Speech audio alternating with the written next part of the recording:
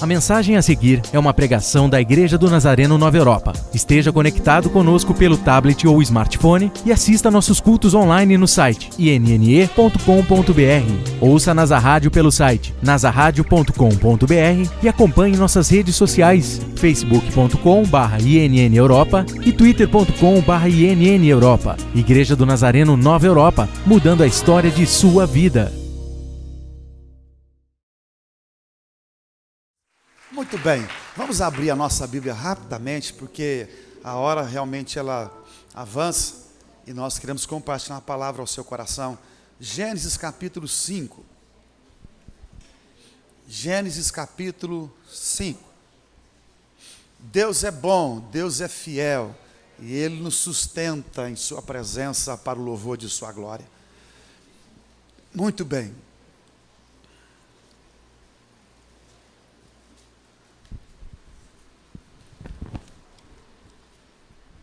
Se você achou o texto, você podia dizer amém, querido? Diz assim a palavra do Senhor, a partir do versículo 1. Este é o registro da descendência de Adão. Quando criou os seres humanos, o Senhor os fez parecidos com ele. Homem e mulher os criou, e os abençoou, e lhes deu o nome de humanos. Quando Adão completou 130 anos, gerou um filho à sua semelhança, como sua imagem, e lhe deu o nome de Sete. O tempo que viveu Adão depois do nascimento de Sete foi de 800 anos. Gerou filhos e filhas. Até aqui, pelo menos por enquanto. Olha, se eu lhe perguntasse, do que é que você mais gosta nessa vida? E por conta disso você se empenha, porque nós nos empenhamos por conta daquilo que nós almejamos. Talvez nós íamos descobrir uma série de situações, algumas até engraçadas, por conta daquilo que você gosta. Há pessoas que gostam de dormir bastante. Talvez você não consiga, mas você gosta. Outros gostam de viajar. Particularmente eu gosto muito de estar próximo às pessoas. Ontem eu falava com a minha esposa e dizia, numa conversa que nós tivemos, eu gosto de toque, eu gosto de gente. De quando em quando dá um pouquinho de trabalho esse tipo de gosto. Mas é uma particularidade que tem. Por conta disso, há um esforço de sempre estar perto das pessoas, desenvolvendo comunhão, relacionamento, aprendendo e compartilhando aquilo que o coração possuiu por conta da graça que o Senhor colocou sobre ele.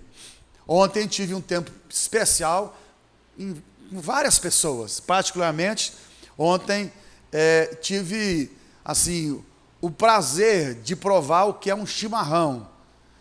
Uma visita assim maravilhosa na casa de uma família, e lá algumas pessoas chegaram, um churrasco muito precioso, caprichado, e lá tomei um chimarrão, porque diz que o chimarrão, ele limpa tudo que você comeu. Então tem gente que tem que tomar muito chimarrão, um só não adianta, para poder limpar toda a gordura, limpar, e por conta disso eu acho que você até já vai comprar um bocado de chimarrão aí, porque você anda comendo demais, tem muita gordura aí.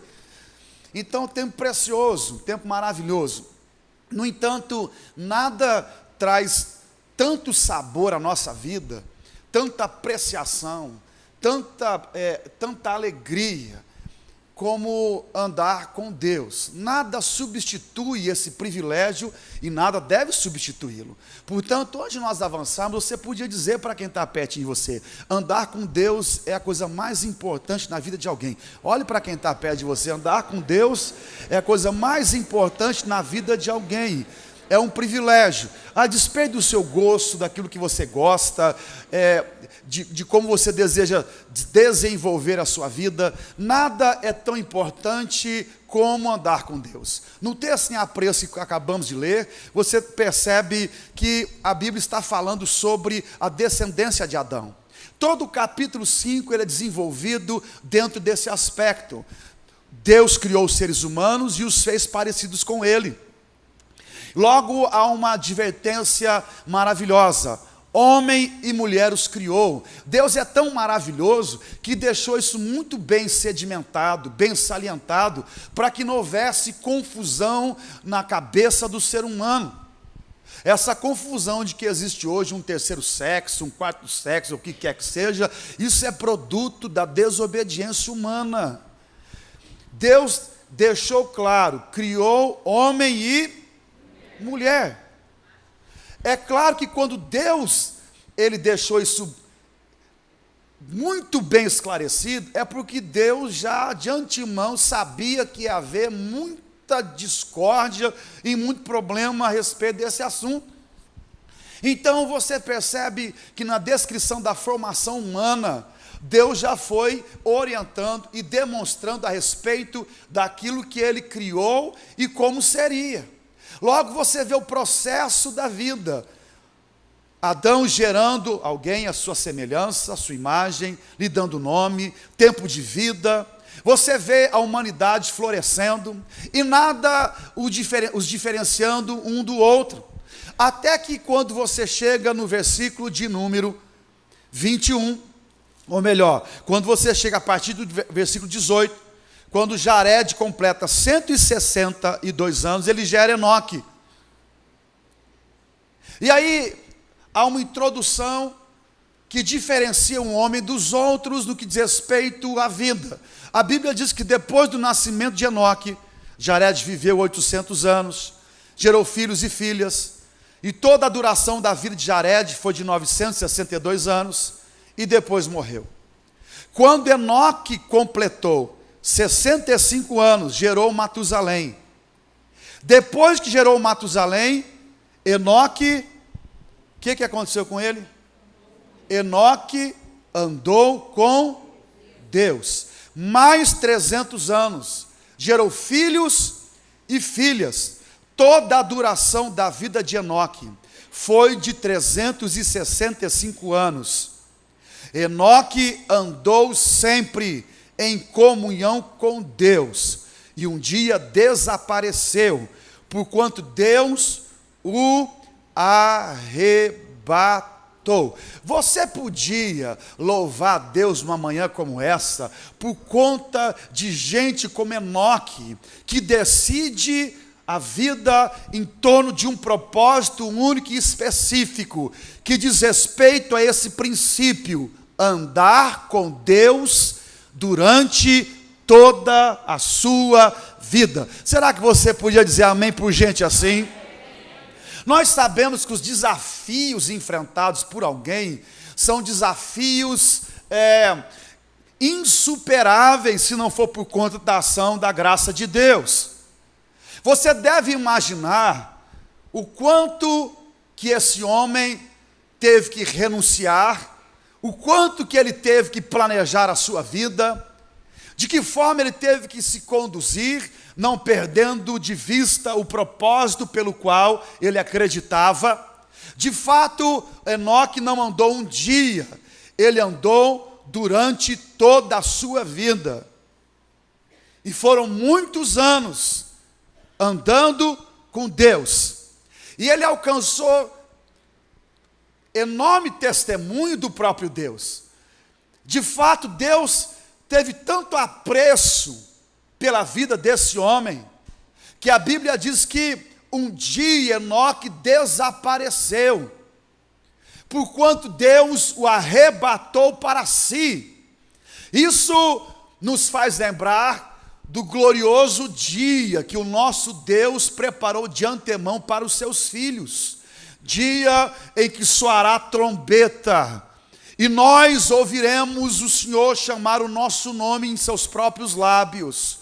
Então deixaremos essa terra onde peregrinamos até então, e passaremos a estar com o Senhor para todo sempre. Mas isso só poderá acontecer nesse glorioso dia, se você, enquanto peregrino nessa terra, escolher, decidir andar com Deus.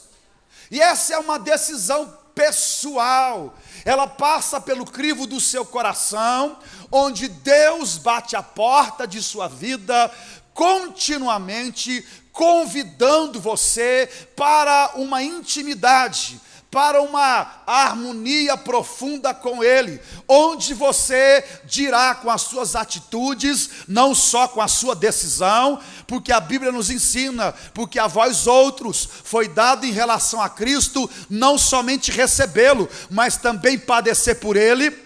Então, quando você tem essa dimensão de aceitá-lo e viver por Ele, passando então a andar com Ele, com toda a certeza, você também será, de igual modo, a semelhança de Enoque, arrebatado pelo próprio Deus. E se você tem decidido andar com o Senhor, perseverando nessa jornada, vencendo a carne, o pecado, arrumando a sua vida, sendo santo porque Deus é santo, se você almeja os céus, mais do que essa vida e os seus prazeres ofertados, você podia dizer aleluia hoje de manhã, você podia dizer amém hoje de manhã. De fato, aqui não é o nosso descanso, aqui somos passageiros, onde somos provados para sermos aprovados, com uma visão, destino aos céus. Esse é o final daqueles que almejam e que andam com Deus. E eu quero glorificar a Deus nessa manhã, porque numa visão superficial, tenho essa percepção de que tem gente nesse santuário que tem essa paixão e que decidiram andar com Deus. O resultado final dessa decisão será a glória eterna que te aguarda. Céus, lindos céus, ruas de ouro, onde o Senhor planejou moradas benditas para cada um de nós. Nos prometeu dizendo, aquilo que o olho não viu, aquilo que não subiu ao coração do homem, aquilo que ninguém conheceu, é exatamente isso que eu preparei para aqueles que me amam, para aqueles que desejam a minha presença.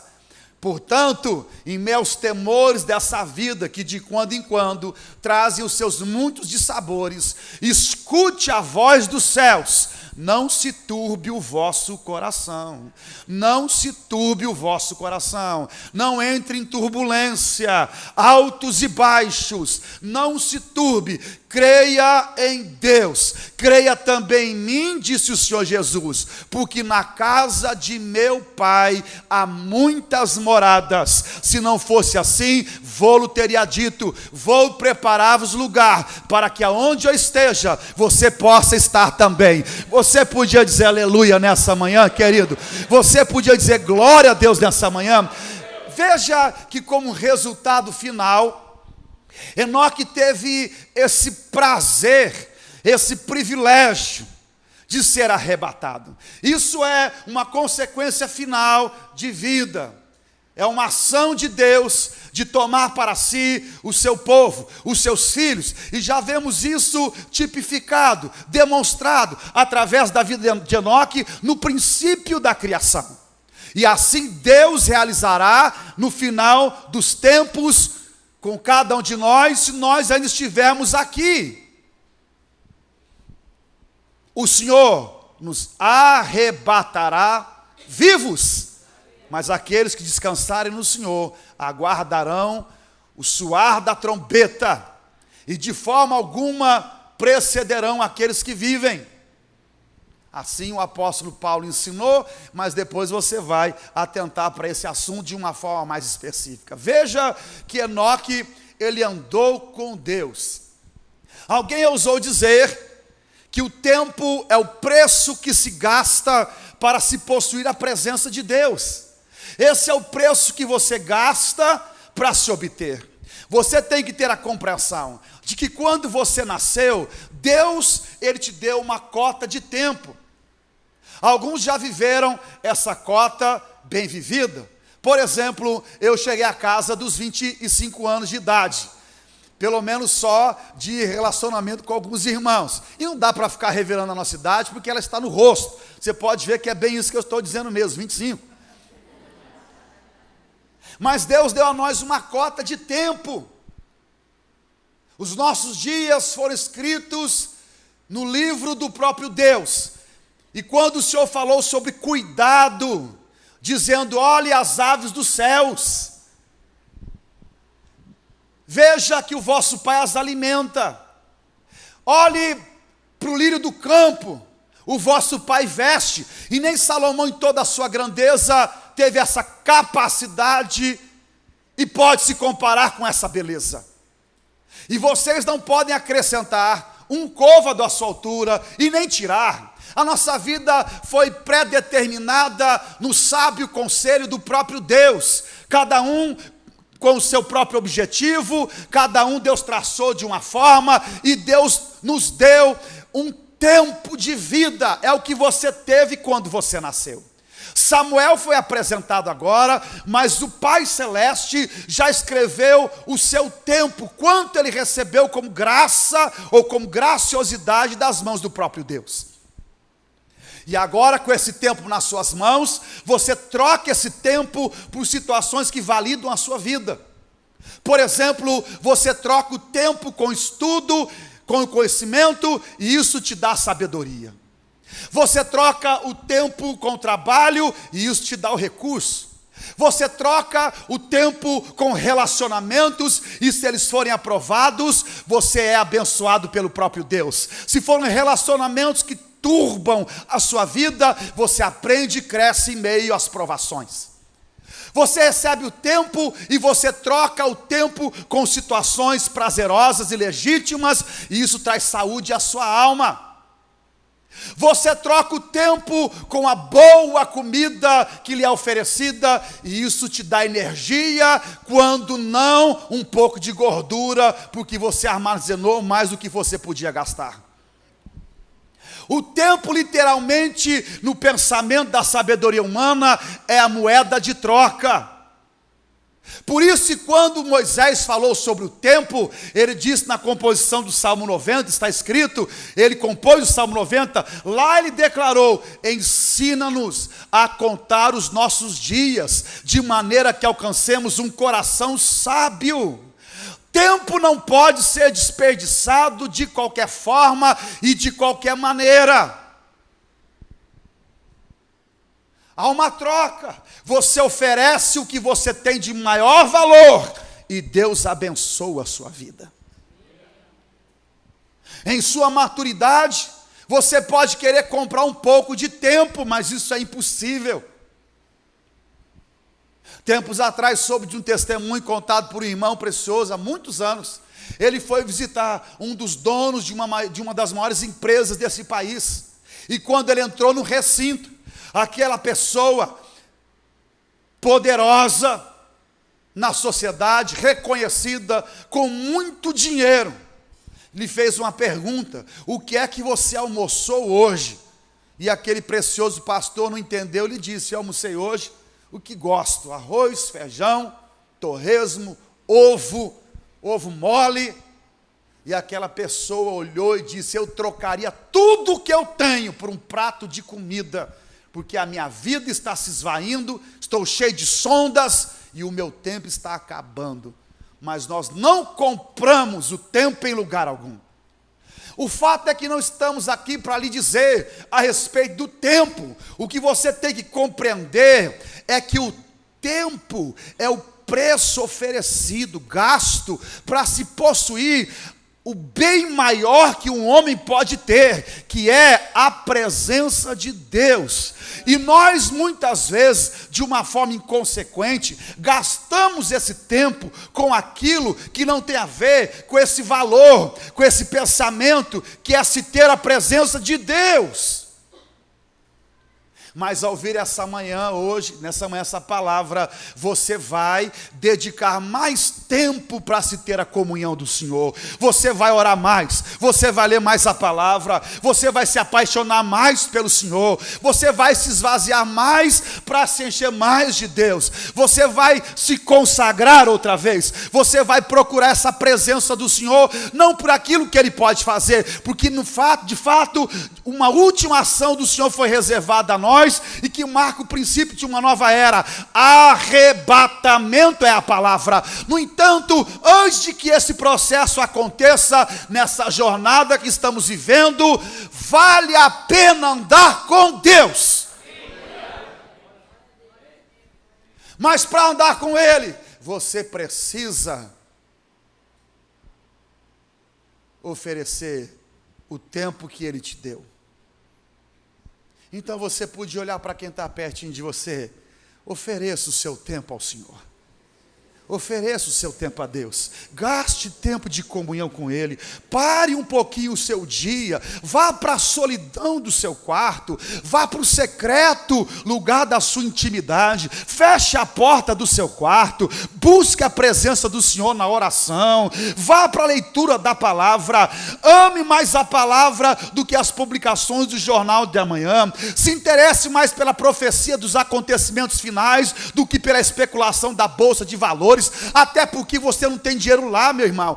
Fique mais preocupado com aquilo que você está fazendo do que aquilo que os outros estão fazendo e que são noticiados em telejornal. Isso tem seu valor, mas não tem mais valor do que você estar na presença de Deus. Mas para estar na presença de Deus, você precisa se entregar.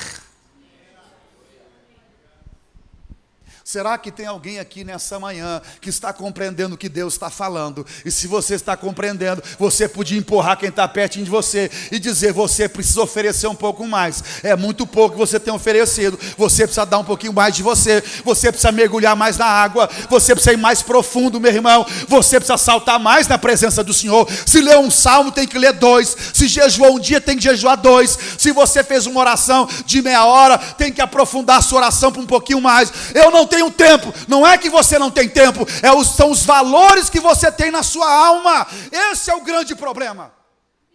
Porque o tempo já foi determinado por Deus e você vai administrá-lo e vai receber de acordo com aquilo que você semeia. Você pode dizer: pastor, mas eu tenho um dia só. Muito bem, eu também. E o irmão que está do seu lado também. E a irmã que está à sua frente também. Mas eu tenho filhos, muito bem, presente do Senhor, enriquecem a sua vida. Não perca a visão, se alegre nele. Através de um filho você aprende muitas lições e até como se relacionar com Deus no sentido de pai e filho. Se alegre em cada etapa, em cada fase, no seu trabalho, na sua vida. O tempo foi dado pelo Senhor a todos nós, e de fato é moeda preciosa, mas eu não quero gastar todo o meu tempo naquilo que não tem peso de eternidade, e que não traz a glória do Senhor para dentro de minha alma. O que eu preciso pensar, me esforçar, perseverar, diz respeito à prática e à ação de Enoque. Enoque andou com Deus, e eu também almejo andar com Deus. Eu quero estar em sua presença a cada dia. Eu preciso perseverar. Eu preciso dizer não às paixões desse mundo. Eu preciso amar mais a Deus e menos o mundo. Até porque o Senhor já nos alertou: aquele que ama o mundo, a sua concupiscência, os seus prazeres, o amor do Pai não está nele. Porque o mundo passa como a sua concupiscência, como os seus prazeres, mas aquele que faz a vontade de Deus permanece para todo sempre. É por isso que a argumentação de Deus ao homem sempre foi essa: onde está o teu coração, lá se encontra o seu tesouro. E nós aprendemos desde cedo na escola dominical: Ele é tudo para mim. Ele é tudo para mim. Ele é tudo para mim. Ele é o tesouro que eu trago guardado em meu peito. Ele é tudo para mim. Ele é o tesouro que eu trago guardado em meu peito. Nós aprendemos desde cedo sobre a riqueza que existe na comunhão com o próprio Deus. Como é maravilhoso tê-lo, como é maravilhoso andar com Ele, como é maravilhoso recebê-lo, não como visita que chega nos surpreendendo pela noite ou pelo dia, porque sequer o temos convidado por conta de nossa prática, que não merece lisonjas de quem quer que seja, principalmente daqueles que vão conhecer da nossa prática de vida. Deus não deve ser tratado como um visitante, ele deve ser tratado como aquele que conhece o lugar, como aquele que está afeito ao lugar e ao ambiente que está vivendo. Quando passei aqui ontem, no Acampa Dentro, eu disse a algumas pessoas e a minha esposa, como eu estava surpreso de ver as crianças no departamento infantil, correndo, subindo pelo brincadão, entra para lá e para cá, sem medo algum de nada. E eu fiquei olhando aquela cena, aquela alegria dos pequeninos, de corre, corre, corre. E alguém me disse, pastor, eles estão acostumados com isso. Assim deve ser Deus no seu coração. Ele deve estar acostumado a estar lá. Não deve ser surpresa. Não deve ser para você novidade.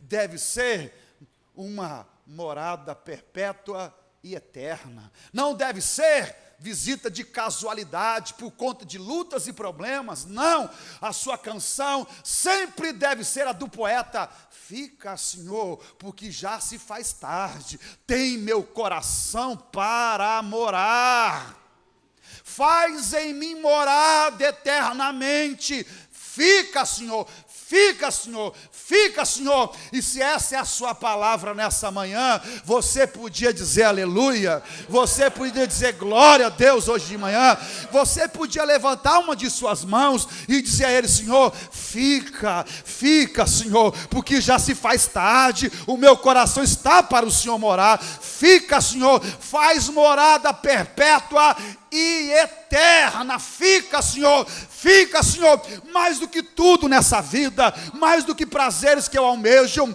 mais do que sonhos que povoam o meu imaginário e pelo qual eu luto para que aconteçam. Fica, Senhor, o meu propósito de vida não é outro que não seja me dedicar nessa jornada para se possuir a presença incomparável de Deus.